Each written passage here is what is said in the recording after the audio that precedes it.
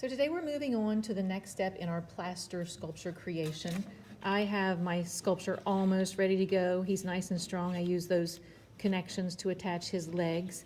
Now I want to take a look at it and make sure there aren't any loopy open areas like that. I would want to make that nice and smooth. If you recall, we're creating almost like a skin on our sculpture so we can then attach that wet plaster.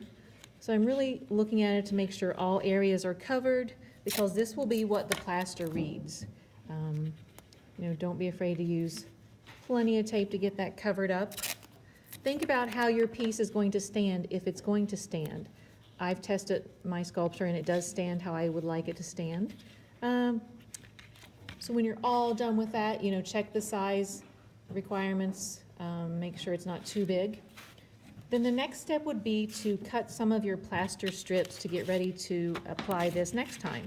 So you are welcome to cut some different sizes if you like. I often just cut small strips like this.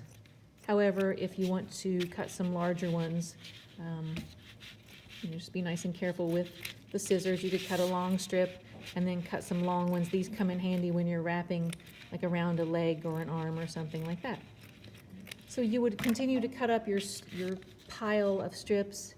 You would pile them up, and then you're going to place your sculpture just like that and place it back on the rack. And then next time we're going to be wrapping these over the surface of our sculpture.